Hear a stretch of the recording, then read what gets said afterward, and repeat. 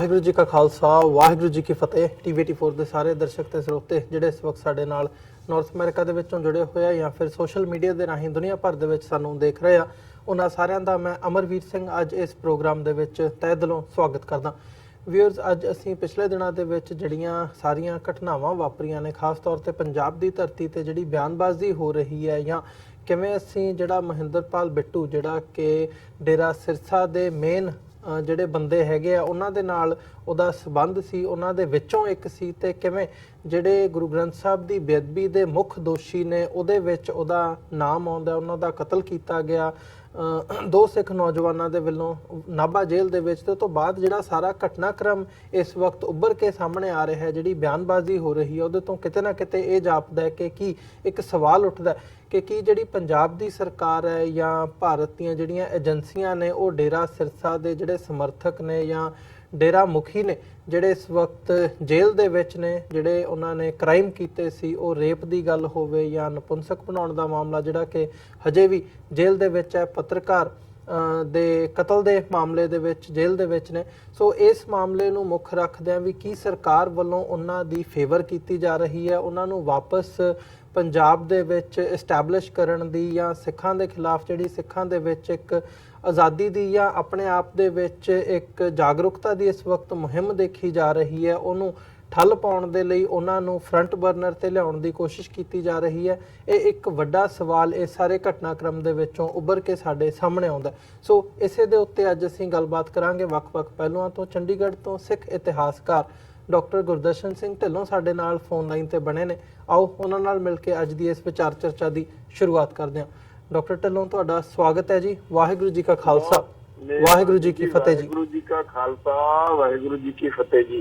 Doctor ਸਾਹਿਬ, ਸ਼ੁਰੂਆਤ ਮੈਂ ਕਰਾਂ ਇਸੇ ਕੇਸ ਤੋਂ ਜਿਹੜਾ ਇਹ ਸਾਰਾ ਘਟਨਾਕ੍ਰਮ ਹੈ। ਪਹਿਲਾਂ ਜਦੋਂ ਬਿੱਟੂ ਜਿਹੜੇ ਹੈਗੇ ਆ ਉਹਨਾਂ ਨੂੰ ਕਤਲ ਕਰਨ ਤੋਂ ਬਾਅਦ ਜਿਹੜਾ ਸਾਰਾ ਘਟਨਾਕ੍ਰਮ ਸਾਡੇ ਸਾਹਮਣੇ ਆਇਆ, ਜਿਵੇਂ ਪ੍ਰਸ਼ਾਸਨ ਵੱਲੋਂ ਜਾਂ ਪੰਜਾਬ ਸਰਕਾਰ ਵੱਲੋਂ ਇਸ ਸਾਰੇ ਮਾਮਲੇ ਨੂੰ ਡੀਲ ਕੀਤਾ ਗਿਆ, ਉੱਥੇ ਵੱਡਾ ਇਕੱਠ ਹੋਣਾ, ਫਿਰ ਇਹ ਮੰਗਾਂ ਰੱਖੀਆਂ ਜਾਣੀਆਂ ਕਿ ਸਾਰੇ ਜਿਹੜੇ ਕੇਸ ਹੈਗੇ ਆ ਗੁਰੂ ਗ੍ਰੰਥ ਸਾਹਿਬ ਦੀ ਬੇਅਦਬੀ ਦੇ ਉਹਨਾਂ ਨੂੰ ਖਤਮ ਕੀਤਾ ਜਾਵੇ। ਫਿਰ ਉਸ ਸਾਰੇ ਮਾਮਲੇ ਦੇ ਉੱਤੇ ਪੰਜਾਬ ਸਰਕਾਰ ਵੱਲੋਂ SIT ਦਾ ਗਠਨ ਕਰ ਦੇਣਾ ਕਿ ਇਸ ਦੀ ਜਿਹੜੀ ਜਾਂਚ ਹੈ ਉਹ SIT ਵੱਲੋਂ ਕੀਤੀ ਜਾਊਗੀ, ਸਪੈਸ਼ਲ ਇਨਵੈਸਟੀਗੇਸ਼ਨ ਟੀਮ ਵੱਲੋਂ। ਕੀ ਸਮਝਦੇ ਹੋ ਜਿਹੜਾ ਇਹ ਸਵਾਲ ਉੱਭਰਦਾ ਹੈ ਕਿ ਕੀ ਪੰਜਾਬ ਸਰਕਾਰ ਇਸ ਵਕਤ ਡੇਰਾ ਸਿਰਸਾ ਨੂੰ ਓਵਰਆਲ ਕਿਹਾ ਜਾਵੇ ਕਿ ਉਹਨਾਂ ਨੂੰ ਫੇਵਰ ਕਰਨ ਦੀ ਜਾਂ ਉਹਨਾਂ ਦੀ ਸਪੋਰਟ ਦੇ ਉੱਤੇ ਖੜੀ ਹੈ? ਦੇਖੋ, ਇਹ ਗੱਲ ਬਿਲਕੁਲ ਠੀਕ ਆ। ਪੰਜਾਬ ਦੇ ਵਿੱਚ ਇੱਕ ਭਾਵਨਾ ਬਹੁਤ ਜ਼ਿਆਦਾ ਪ੍ਰਬਲ ਹੋ ਰਹੀ ਆ ਕਿ ਜਿਹੜੀ ਗੱਲ BJP ਵਾਲੇ ਅਮਿਤ ਸ਼ਾਹ ਜਾਂ ਜਿਹੜਾ ਮੋਦੀ ਆ ਪ੍ਰਾਈਮ ਮਿਨਿਸਟਰ ਉਹ ਨਹੀਂ ਕਰਨਾ ਗੱਲ ਕਹਿਣਾ ਚਾਹੁੰਦਾ, ਉਹ ਅਮਰਿੰਦਰ ਸਿੰਘ ਤੋਂ ਕਹਾਈ ਜਾ ਰਹੀ ਹੈ ਜੀ। ਅਮਰਿੰਦਰ ਸਿੰਘ ਇੱਕ ਗੱਠਪੁਤਲੀ ਬਣ ਚੁੱਕਿਆ BJP ਦਾ ਕਈ ਕਾਰਨਾਂ ਕਰਕੇ, ਜਿਹਦੇ ਚੋਂ ਮੇਨ ਕਾਰਨ ਹੈ ਕਿ ਉਸ ਦਾ ਪਰਿਵਾਰ ਦੇ ਉੱਤੇ ਬੜੇ ਸੰਗੀਨ ਦੋਸ਼ ਆ ਪੈਸੇ ਦੀ ਇੰਵੈਸਟਮੈਂਟ ਦੇ, ਔਰ ਉਸ ਤਰ੍ਹਾਂ ਦੇ ਬੈਂਕ ਅਕਾਊਂਟ ਜਿਹੜੇ ਖੁੱਲੇ ਹੋਏ ਆ, ਔਰ ਇਸ ਤਰੀਕੇ ਨਾਲ ਇਸ ਦੇ ਲੜਕੇ ਦੇ ਉੱਤੇ, ਇਸ ਦੀ ਵਾਈਫ ਦੇ ਉੱਤੇ, ਇਸ ਦੇ ਜਮਾਈ ਦੇ ਉੱਤੇ। ਤੋਂ ਉਹਨਾਂ ਕਾਰਨਾਂ ਕਰਕੇ ਇਹ ਭਾਵਨਾ ਆਮ ਲੋਕਾਂ ਦੇ ਵਿੱਚ ਆ ਚੁੱਕੀ ਹੈ ਕਿ ਇਹ ਉਹ ਜਾਣ ਬੁੱਝ ਕੇ ਸਿੱਖਾਂ ਨੂੰ ਟੌਰਚਰ ਕਰ ਰਿਹਾ, ਸਿੱਖਾਂ ਨੂੰ ਬਦਨਾਮ ਕਰ ਰਿਹਾ, ਸਿੱਖਾਂ ਦੇ ਇੰਟਰਸਟ ਦੇ ਖਿਲਾਫ ਸਟੇਟਮੈਂਟਾਂ ਦੇ ਰਿਹਾ।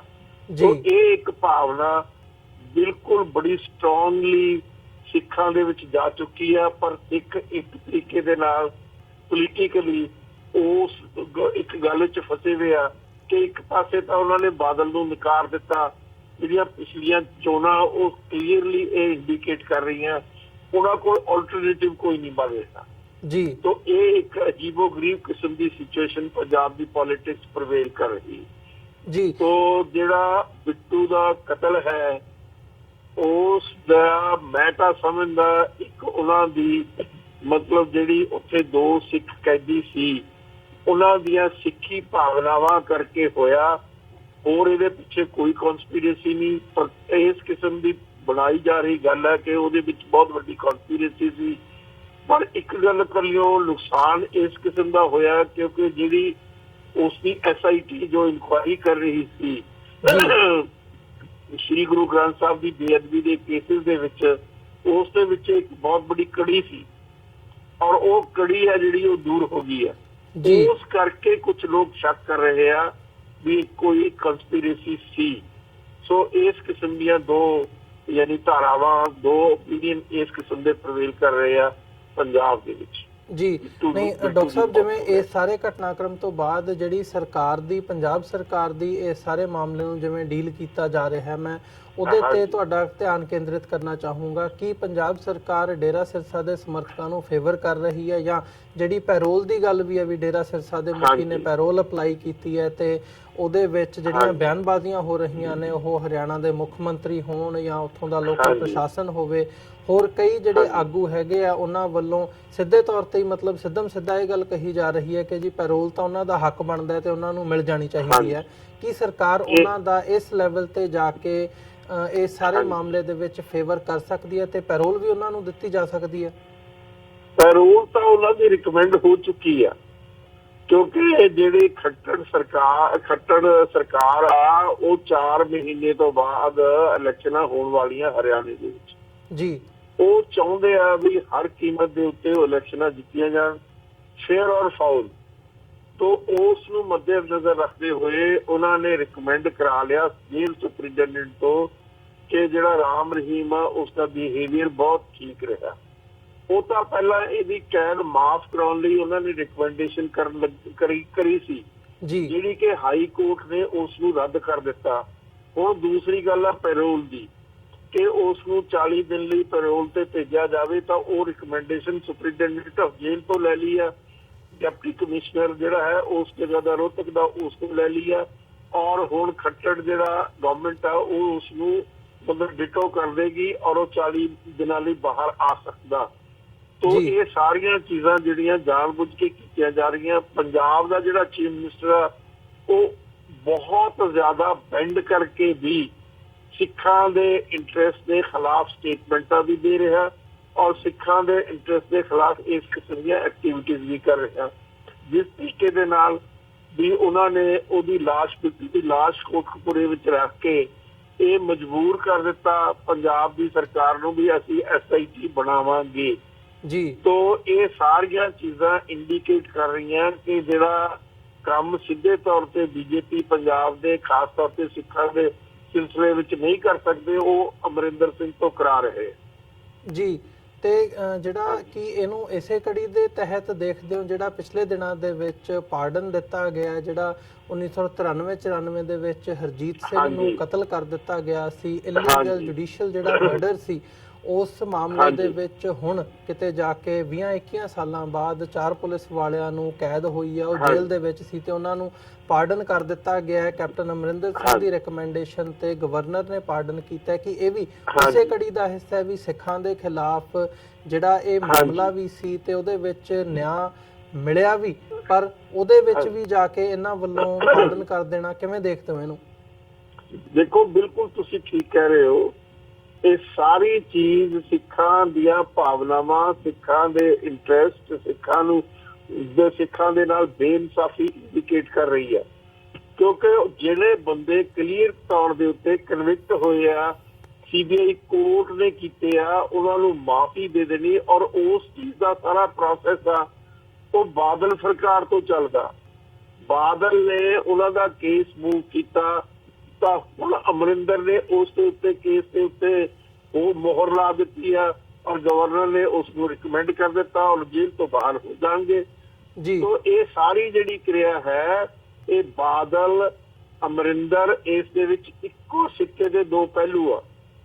तो ਇਹ ਕਹਿ ਦੇਣਾ ਵੀ ਅਮਰਿੰਦਰ ਨੇ ਕੀਤਾ, ਅਮਰਿੰਦਰ ਤਾਂ ਉਹੀ ਕਰੇਗਾ ਜੋ ਉਸ ਨੂੰ ਮੋਦੀ ਕਹੇਗਾ, ਕਿਉਂਕਿ ਉਹਦੀਆਂ ਆਪਣੀਆਂ ਪਰਸਨਲ ਮਜਬੂਰੀਆਂ ਇਸ ਕਿਸਮ ਦੀਆਂ ਅਮਰਿੰਦਰ ਦੀਆਂ ਜਿਸ ਦੇ ਵਿੱਚ ਉਹ ਕਿਸੇ ਵੀ ਕੀਮਤ ਦੇ ਉੱਤੇ ਮੋਦੀ ਦੀ ਜਾਂ ਸੈਂਟਰ ਦੀ ਸਰਕਾਰ ਨੂੰ ਨਾਰਾਜ਼ ਨਹੀਂ ਕਰ ਸਕਦਾ ਜੀ। तो ਇਹ ਭਾਵੇਂ ਆਪਣੇ ਆਪ ਨੂੰ ਕਾਂਗਰਸ ਦਾ ਕਹੇ ਵੀ ਮੈਂ ਚੀਫ ਮਿਨਿਸਟਰ ਹਾਂ, ਪਰ ਅੰਦਰੂਨੀ ਤੌਰ ਤੇ ਇਹਦੀਆਂ ਤਾਰਾਂ ਸਿੱਧੇ ਤੌਰ ਤੇ ਮੋਦੀ ਦੇ ਨਾਲ ਜੁੜੀਆਂ ਹੋਈਆਂ ਔਰ ਇਸ ਦੇ ਸਾਰੇ ਜਿਹੜੇ ਕੇਸ ਆ ਉਹ ਠੱਪ ਕਰ ਦਿੱਤੇ ਗਏ ਆ, ਉਹਨਾਂ ਨੂੰ ਸੀਲ ਕਰ ਦਿੱਤਾ ਗਿਆ, ਕਿਉਂਕਿ ਇਹਦੀ ਲਾਇਲਟੀ ਤੇ ਇਹਦੀ ਸਬਮਿਸ਼ਨ ਆ ਜਿਹੜੀ ਉਹ ਕਲੀਅਰਲੀ ਇੰਡੀਕੇਟ ਕਰਦੀ ਹੈ ਕਿ ਉਹ ਜੋ ਮੋਦੀ ਚਾਹੁੰਦਾ ਸਿੱਖਾਂ ਬਾਰੇ ਕਹਿਣਾ, ਕੋਰੀਡੋਰ ਬਾਰੇ ਕਹਿਣਾ ਜਾਂ ਜੋ ਕੈਨੇਡਾ ਦੇ ਵਿੱਚ ਐਕਟੀਵਿਟੀਜ਼ ਹੋ ਰਹੀਆਂ ਉਹਨਾਂ ਸਾਰੀਆਂ ਦੇ ਉੱਤੇ ਇਸ ਤੋਂ ਕਹਾਇਆ ਜਾ ਰਿਹਾ। ਹਾਲਾਂਕਿ ਪ੍ਰੋਟੋਕਾਲ ਦੇ ਵਿੱਚ ਇਹਦਾ ਬਣਦਾ ਵੀ ਨਹੀਂ ਵੀ ਫੋਰਨ ਅਫੇਅਰ ਦੇ ਵਿੱਚ ਕਿਉਂ ਇਹ ਗੱਲ ਕਹੇ, ਜਾਂ ਤਾਂ ਇੰਡੀਆ ਦਾ ਫੋਰਨ ਮਿਨਿਸਟਰ ਕਹੇ, ਇੰਡੀਆ ਦਾ ਹੋਮ ਮਿਨਿਸਟਰ ਕਹੇ, ਇੰਡੀਆ ਦਾ ਡਿਫੈਂਸ ਮਿਨਿਸਟਰ ਕਹੇ, ਪ੍ਰਾਈਮ ਮਿਨਿਸਟਰ ਕਹੇ, ਉਹ ਗੱਲਾਂ ਉਹ ਨਹੀਂ ਕਹਿੰਦੇ, ਇਹ ਤੋਂ ਕਹਾਉਂਦੇ ਆ ਅਮਰਿੰਦਰ ਸਿੰਘ ਤੋਂ ਜੀ। ਇਹ ਸਿਚੁਏਸ਼ਨ ਬੜੀ ਮੰਦਭਾਗੀ ਆ ਔਰ ਇਹ ਮਤਲਬ ਆਪਣੇ ਆਪ ਨੂੰ ਸਿੱਖਾਂ ਦੇ ਵਿਰੋਧ ਦੇ ਵਿੱਚ ਓਪਨਲੀ ਖੜਾ ਨਜ਼ਰ ਆ ਰਿਹਾ ਇਸ ਵੇਲੇ ਅਮਰਿੰਦਰ ਸਿੰਘ। ਤੇ ਜਿਹੜੀ ਡਾਕਟਰ ਸਾਹਿਬ ਇਸ ਸਾਰੇ ਮਾਮਲੇ ਦੇ ਵਿੱਚ ਖਾਸ ਤੌਰ ਤੇ ਜਿਹੜਾ ਇਹ ਕੇਸ ਆਇਆ ਪਾਰਡਨ ਦੇਣ ਦਾ, ਉਹਨਾਂ ਨੂੰ ਮਾਫ ਕਰਕੇ ਰਿਹਾਈ ਦੇਣ ਦਾ ਦੋਸ਼ੀ ਪੁਲਿਸ ਵਾਲਿਆਂ ਨੂੰ, ਇਸ ਮਾਮਲੇ ਦੇ ਵਿੱਚ ਜਿਹੜੀ ਬਿਆਨਬਾਜ਼ੀ ਵੀ ਹੋਈ ਹੈ ਵਿਰੋਧੀਆਂ ਵੱਲੋਂ ਵੀ, ਆਪੋਜੀਸ਼ਨ ਵੱਲੋਂ ਵੀ ਇਹ ਕਿਉਂ ਹੋਇਆ, ਨਾ ਵਿਧਾਨ ਸਭਾ 'ਚ ਲਿਆਂਦਾ ਗਿਆ, ਨਾ ਇਹਦੇ ਤੇ ਕੋਈ ਡਿਸਕਸ਼ਨ ਹੋਈ ਤੇ ਚੁੱਪ ਚਪੀਤੇ ਜਿਹੜੀ ਮਾਫੀ ਹੈ ਉਹ ਦੇ ਦਿੱਤੀ ਗਈ ਹੈ।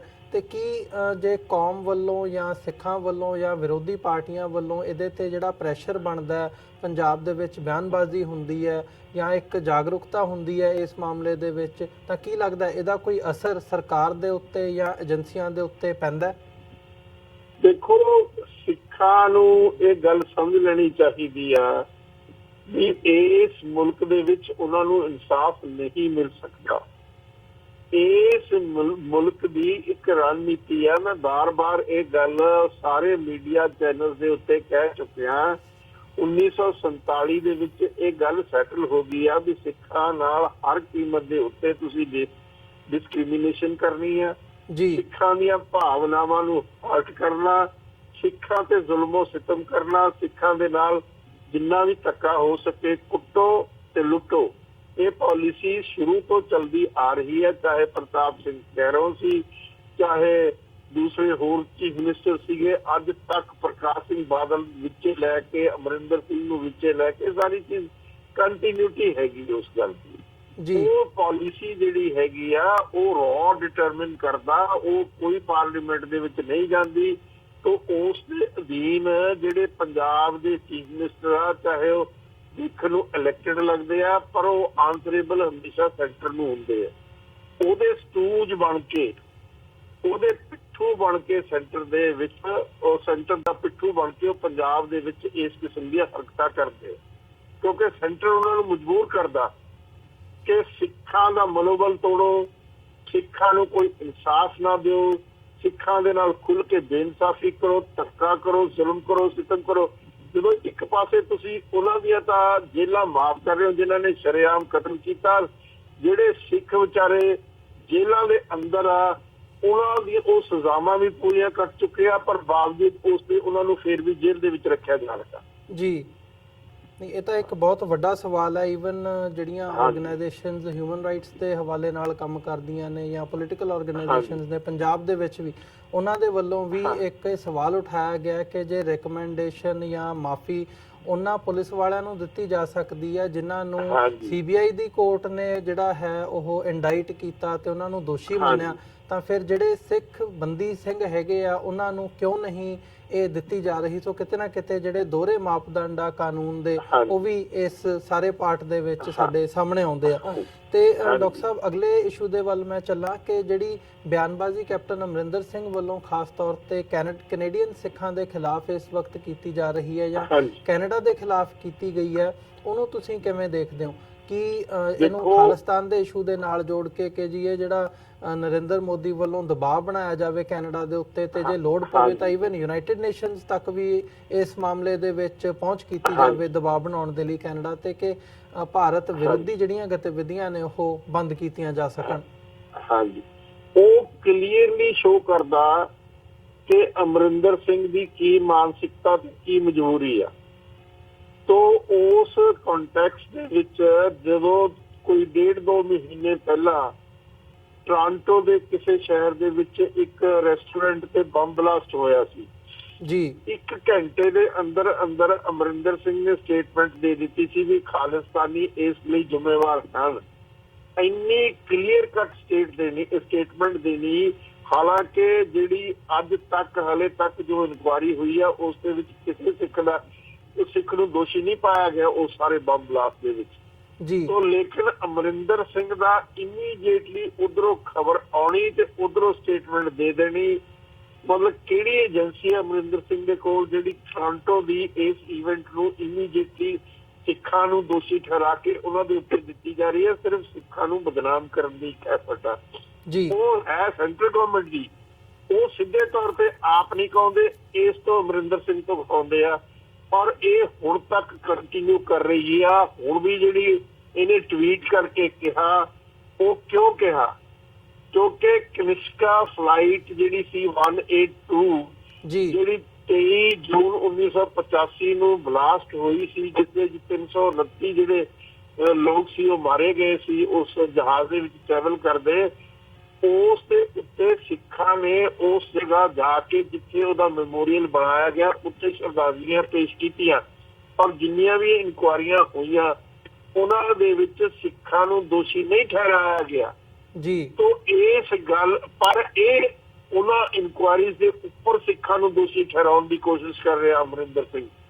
तो अमरिंदर सिंह एक बहुत ज्यादा घिनौनी किस्म की पॉलिटिक्स खेल रहा। So far as the Sikhs are concerned, सिखां नूं बदनाम किया जाए, सिखां नूं डिस्टेबलाइज किया जाए बाहरले मुल्कां दे विच, और इत्थों तक गल करने की कोशिश कर रहा भी यूएनओ तक जाया जाए। जी मतलब ये सारी एफर्ट सिखां नूं बदनाम करन दी आ, सिखां नूं डिस्टेबलाइज करन दी आ, सिखां नूं बगैर दोष तो दोषी ठहराउण दी जिहड़ी गल आ अमरिंदर सिंह ये बीजेपी की लीडरशिप के इशारे के उत्ते कर रहा और वो बोल नहीं रहे। इसका कोई प्रोटोकॉल भी नहीं है, बावजूद इस गल दे इस किस्म दियां घिनौणियां घटिया बेबुनियाद किस्म दियां स्टेटमेंटां ते ट्वीट्स दे के सिखां दे इंटरस्ट के खिलाफ एक खुले तौर के उत्ते मैदान दे विच आया होया, उन्हां दा स्टूज बन के, उन्हां दी कठपुतली बन के।